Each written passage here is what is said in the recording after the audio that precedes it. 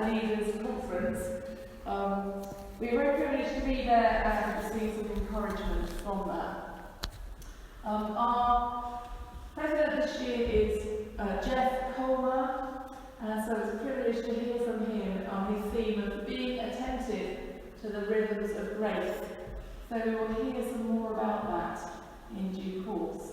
But Jeff, it was a privilege really. Jeff has just been through, was going through, found out he had a cancer of the blood that had affected his spine and bones, and had been through some pretty horrific treatment. And it's a treatable but not curable condition.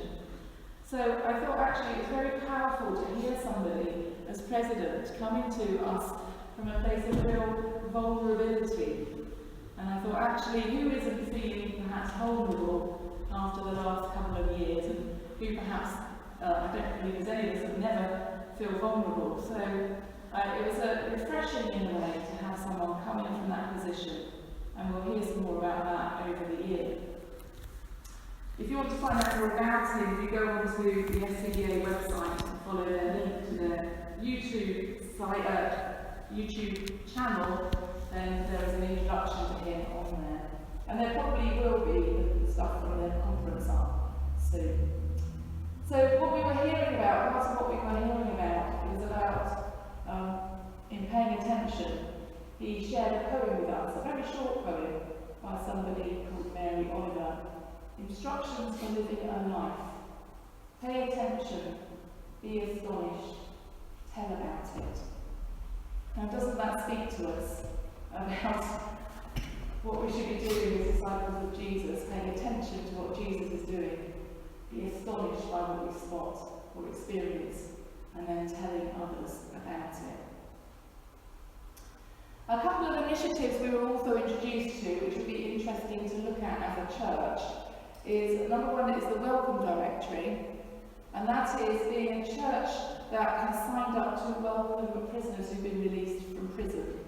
Now that is not something you do lightly, that is something you have training for and have to think very carefully, really. If you're a church you really feel that you can offer that support or find out more about it, it's something we could perhaps explore.